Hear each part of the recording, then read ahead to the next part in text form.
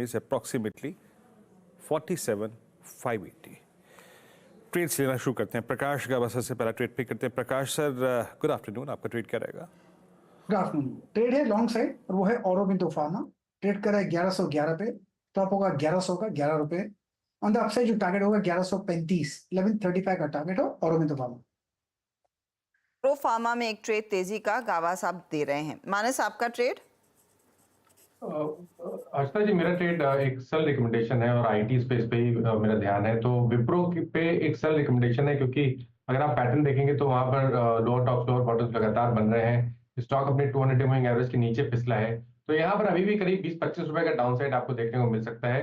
तो विप्रो में के फ्यूचर में बिकवाली करनी है। 456 का स्टॉप लॉस लगाना है इसके फ्यूचर में, और 437 तक के टारगेट्स पॉसिबल हैं विप्रो के फ्यूचर में। ऑप्शन में अगर ट्रेड लेना हो तो at the money put option 450 वाला जो 12 रुपए पे ट्रेड हो रहा है, वहां पर आप खरीदारी कर सकते हैं। 9 रुपए के स्टॉप लॉस लगाइए और इस ऑप्शन के लिए 18 रुपए के टारगेट सेट करिए। ओके, विप्रो पूरा आईटी बेहद ही खराब परिस्थिति में 33,667 ये निफ्टी आईटी का स्तर है। निफ्टी आईटी अभी भी डे लो की ट्रेजेक्टरी में आके ट्रेड करता हुआ below 200 day exponential moving average, और मेरे ख्याल से जुलाई 2023 के बाद अब ये आ रहा है। मतलब टेक्निकली तो शायद नवंबर के बाद आपने 50 वीक एक्सपोनेंशियल मूविंग एवरेज। बहुत ही खराब परिस्थिति निफ्टी आईटी के लिए। अमित जी, गुड आफ्टरनून, आपका ट्रेड क्या रहेगा इस वक्त का? Good afternoon Viren ji, good afternoon Harshita ma'am and everybody on the panel. Viren ji, मेरा इस समय का टॉप पिक रहेगा दीपक नाइट्रेट। केमिकल स्टॉक्स में स्ट्रेंथ रहा है और दीपक नाइट्रेट का स्ट्रक्चर काफी पॉजिटिव है। कल के सत्र में स्टॉक ने अपना 10 MR टेस्ट किया था और वापस एक अपना रिज्यूम कर रहा अपट्रेंड, कल के हाई के ऊपर ऑलरेडी ट्रेड कर रहा है। काफी स्ट्रेंथ है अगर इसका ओवरऑल स्ट्रक्चर देखा जाए तो। 2347 इसका प्राइस है। स्टॉप लॉस रहेगा 2310 रुपए का और टारगेट्स रहेंगे 2400 और 2425 के। ओके, तो ये फिलहाल आपके लिए दीपक नाइट्रेट में एक तेजी वाला ट्रेड बनता हुआ दिखाई दिया है। जतिन, आफ्टरनून, तेजी या मंदी, क्या ट्रेड पकड़ेंगे? Good afternoon everyone. I think तेजी के साथ जाना चाहेंगे, कंसिडरिंग 3 दिनों का एक फॉल जो हमने देख लिया है, उसके बाद हम एक थोड़ा पुल बैक एक्सपेक्ट कर रहे हैं। तो तेजी के साइड का ट्रेड रहेगा एसबीआई कार्ड्स में। तो 3 दिनों का एक जो फॉल हुआ था वो कहीं ना कहीं 720 के रेंज में आके थम गया है। वहाँ पे मल्टीपल सपोर्ट पैरामीटर्स है in the form of Fibonacci retracement levels, और साथ ही साथ में क्रूशियल 40 डे एवरेज भी है। तो मेरे को लगता है कि एसबीआई कार्ड में करेक्शन कंप्लीट हो चुका है, एक नई रैली स्टार्ट हो सकती है ऊपर में। तो एसबीआई कार्ड्स पे लॉन्ग रहेगा, 718 का स्टॉप लॉस होगा और 776 के टारगेट रहेंगे। ओके, तो 776 के टारगेट के लिए यहाँ पर एक मौका तेजी का बन रहा है। एसबीआई कार्ड काफी दिनों बाद इसका जिक्र हो रहा है, करीब 1% ऊपर ये काउंटर ट्रेड करता हुआ। मयूरेश, गुड आफ्टरनून, बताइए इस दोपहर कहाँ पर नजरें, क्या ट्रेड लेंगे? Afternoon Harshada ji, afternoon Veeru ji and afternoon to everyone on the panel. तो हमें लगता है आई थिंक जो 2 पिलर्स है मार्केट के जहाँ पे अर्निंग्स काफी मजबूत रह सकती है, इज कैपिटल गुड्स और इंफ्रा। तो ये 2 सेगमेंट्स काफी अच्छी तरह से परफॉर्म करेंगे इन the coming few quarters is well.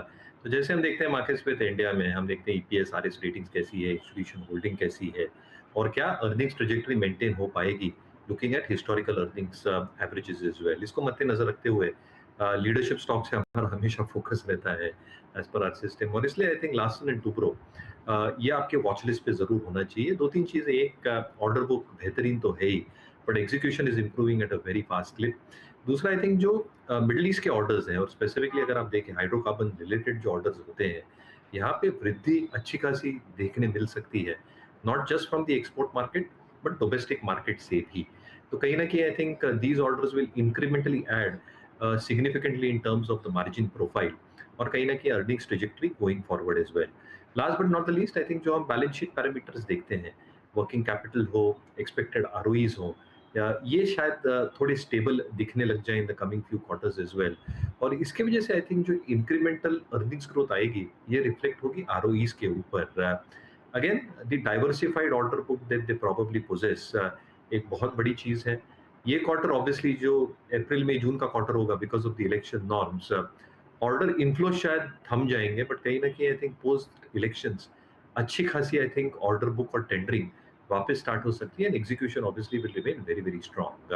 तो हमें लगता है आई थिंक दिग्गज जैसे एलएनटी पे जरूर नजर रहनी चाहिए, ये आपके वॉच लिस्ट में जरूर रहनी चाहिए।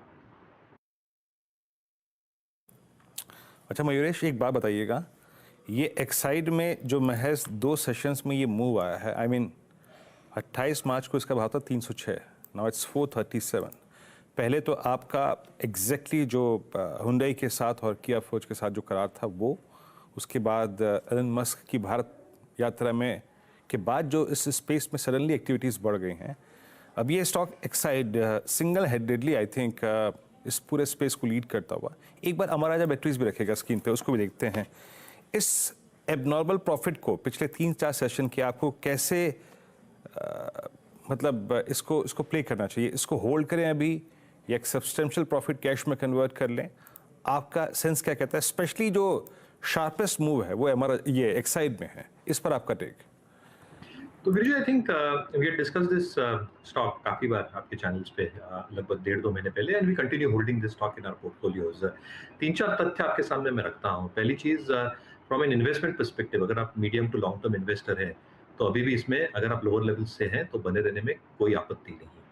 दूसरा, आई थिंक जो ट्रिगर्स हैं दोनों स्टॉक के लिए, पहली चीज आई थिंक जो करार हुए हैं Hyundai और किया के साथ ईवी सेल्स के लिए, they are developing technologies, both Exide and Amara Raja. Exide 6 gigawatt hours डाल रही है, Amara Raja is also getting in an equal amount of capacity addition, जहां तक EV cells और lithium ion batteries की capacities हुई। Obviously जो technical support ये ले रहे हैं दोनों companies will ensure कि जब ये बैटरीज मैन्युफैक्चर होकर निकलती है in the next few quarters, they will not only service the domestic EV market but एक ग्लोबल मार्केट की सर्विसिंग भी होगी जो ये 2 ऑर्डर से आ रहे हैं।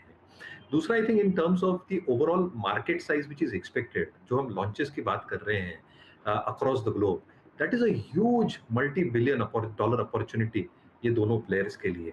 नए प्लेयर्स को ये बिजनेस में आना बहुत डिफिकल्ट इसलिए है क्योंकि कैपेसिटीज एक बार के लिए आप केपेक्स डाल के बना सकते हो, बट जो एक्सपर्टीज लगती है, जो डिस्ट्रीब्यूशन नेटवर्क लगता है, आफ्टर सेल सर्विस लगती है, ये बनाना आसान नहीं है। इसलिए इनके पास जो एक नीच एडवांटेज है या एक फर्स्ट मूवर एडवांटेज या एक ड्यूओपोली आप कह सकते हैं with the organised battery space, is substantially high. तीसरा, इनकी बिजनेस मॉडल भी परफेक्टली हेज्ड है। ऑटोमोबाइल्स आर अराउंड 60-65% और industrials account for the rest of the business. तो कहीं ना कहीं at any point of time अगर ऑटो स्लो डाउन होता है या डिले होता है, डिफर होता है, तो industrials probably take care of the remaining part of the business. और रिप्लेसमेंट मार्केट में जो मार्जिन इनके पास रहती है ये तो बरकरार ही रहती है। Fourth and the most important point, balance sheet के हिसाब से extremely good and robust balance sheets both the companies present. In fact Exide के पास एक optionality in terms of the HDFC life stake, तो जितनी भी ये केपेक्स डाल रहे हैं प्लांट खड़ी करने के लिए और इंक्रीमेंटल केपेक्स जो होगा 6 गीगावाट आवर्स का, ये शायद at some point of time stake sale करके बिल्कुल लेवरेज बढ़ाने की या बिल्कुल लेवरेज बढ़ नहीं सकता इनके बुक्स के ऊपर। तो काफी कुछ ट्रिगर्स है, हम ऑप्टिमिस्टिक रहेंगे एंड बायस्ड एज वेल। में हमने देखा है बहुत तगड़ा मूव आता हुआ दिखाई दिया है। करीब 36% का इजाफा पिछले कुछ महीनों में एक्साइड ने आपके लिए डिलीवर किया है। अच्छा, एक्साइड के साथ साथ मैं कुछ और ऑटो एंसिलरीज मेंशन करना चाहती हूँ। एक बार गाबा साहब, संवर्धन मदरसन का चार्ट निकाल कर आप देखिए